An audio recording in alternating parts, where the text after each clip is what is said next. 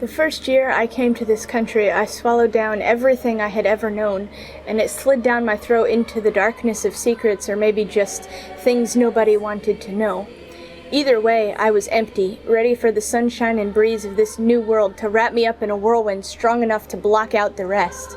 I should have known better, but somehow I still thought it would be that easy, that I would just keep my old secrets and build a new framework of identity and slide myself into it without losing too much.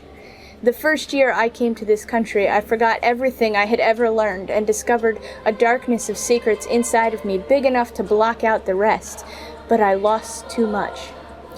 In the end, I found the pieces I needed. I dredged up my past and did not let it be forgotten. Instead, I merged the old and the new together, weaving the different threads into a tangled mess of knots behind the scenes that nobody wanted to know about.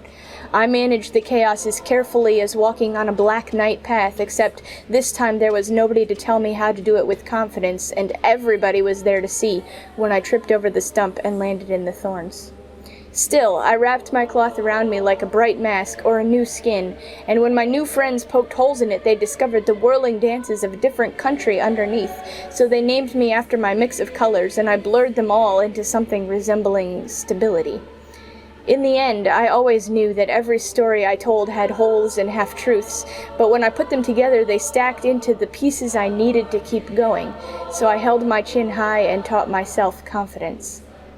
Sometimes, still, strangers ask questions. They see me and notice the blurred edges of my names, they catch glimpses of the holes in my skin, and they wonder if I am really who they think I am. Mostly, I reach into my jar of stories, and I swirl the choices around and pick a truth to give them, something to cover up the things they don't really want to know about. But sometimes I toss my head and laugh, unfurl the bright colors into a banner that declares, I am never who you think I am, because I am not even who I think I am, and I'm certainly not who I say I am, and who am I anyway? Sometimes I spin in a dance they've never seen before, and I tell them this too is me. Sometimes I write them a poem full of foreign languages and can't be bothered to interpret it. Sometimes I am too much for them, and I do not care, because these are the pieces I need to make sure I don't lose too much. And the confusion of one stranger is a small price to pay for the gift of being complicated and confident. You can't catch me, I say, whirling away in a blur of secrets and stories colorful enough to block out the rest. This year, I met a stranger who tried.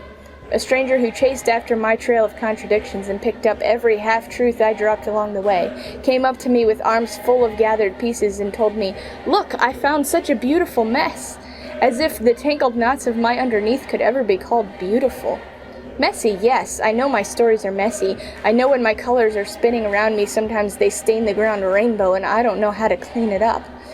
But I held up the secrets I had hidden away in the darkness and discovered a mosaic of stained mess that even this country has chosen to name as art.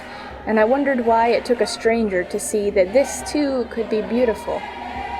Either way, I guess I was ready for the things nobody wanted to know to become the things I could choose to say, and I added them into my jar of stories imbued with every shred of confidence I have taught myself. After all, who else could have shown me how to wrap myself up in the sunshine and breeze of a new world without losing the pieces of my history that I needed, how to laugh at the edge of the night dark and stand up to try over and over until the blur of my stories swirled with confident colors. There was nobody there but me and the watching world. So I built my secrets into a mosaic, turned the tapestry of my stories upside down and inside out to show the chaos, stacked my names into the holes of my half-truths and called it brave, beautiful, a new kind of confident, a bold dance in the middle of the street with eyes flashing and feet stomping and hands clapping rhythms they learned somewhere far away and long ago, somewhere I cannot return, but will not forget. I'm not a line, I say these days. I'm a circle, looping back into myself like a repeating 8 of infinity, an endless, beautiful mess.